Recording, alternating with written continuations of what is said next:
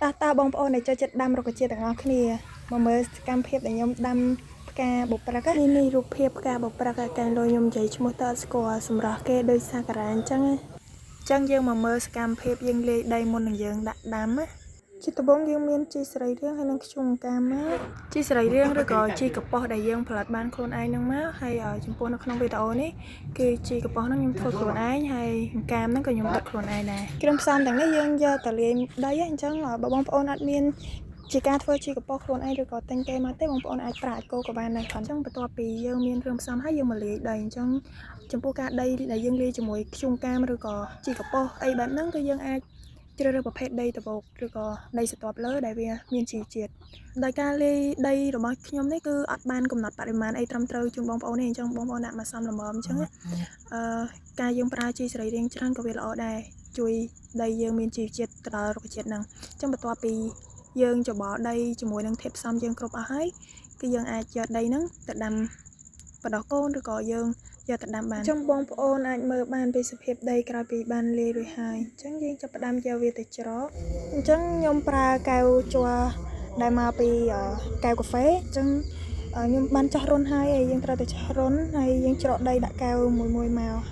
សល់កែវកាហ្វេច្រើនយើងកុំបោះចោលយើងយកមកកែច្នៃហ្នឹងណាបងប្អូនអញ្ចឹងខ្ញុំអត់ច្រកច្រើនទេខ្ញុំច្រកបានតែប្រហែលកែវទេដោយសារតែកូនផ្កាដែលខ្ញុំបដោះបានហ្នឹងវារឿងតិចដែរកូនផ្កាហ្នឹងខ្ញុំបដោះច្រើនអាទិត្យមកដែរ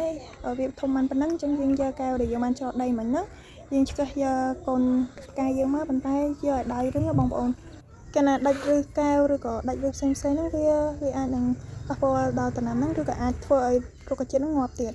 ចំណុចនេះខ្ញុំបាច់និយាយច្រើនពេកទេដោយសារបងប្អូនប្រហែលជាអាចនឹងចេះដែរអញ្ចឹងអាចមើលរូបភាពដែលខ្ញុំកំពុងធ្វើនឹងបានជាងដៃឬមកច្រើនដែរហើយបន្ទាប់ពីយើងយកផ្ទេកូនកែវហើយពេលយើងស្រោចទឹកគឺយើងស្រោចទឹកបរិមាណមកល្មមបានហើយកុំឲ្យ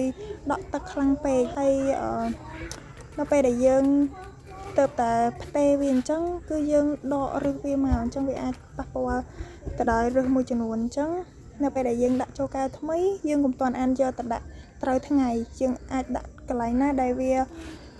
ត្រូវម្លប់អញ្ចឹងយើងកុំទាន់អានទៅដាក់ត្រូវថ្ងៃដោយសារតែរុក្ខជាតិនោះវាអត់ទាន់ចាប់ឫសវិញបានល្អទេកំឡុងពេលដែលយើងទុកនៅក្នុងម្លប់ដើម្បីឲ្យឫសរុក្ខជាតិនោះវាចាប់ជាមួយនឹងដីបានល្អអញ្ចឹងយើងកុំសូវស្រោចទឹកច្រើនពេកបើដីយើងនៅសើមដែរកាលណាយើងស្រោចទឹកច្រើនវាធ្វើឲ្យរលួយដើមឬក៏រលួយឫសនោះមកវិញអញ្ចឹងយើង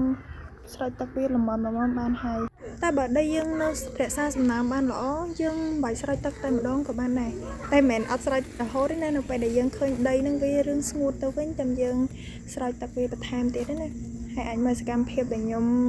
ផ្ទេកូនផ្កាបុប្រឹកនឹងបានហើយកូនផ្កាបុប្រឹកនេះខ្ញុំបដោះគ្រាប់អញ្ចឹងខ្ញុំអត់ដឹងថាអាយុកាលប្រហែលទៅវាចេញផ្កាទេអញ្ចឹងចាំមើលពេលខ្ញុំដាំទាំងអស់គ្នាថាប្រហែលឆ្នាំទៅអាចចេញផ្កាបាន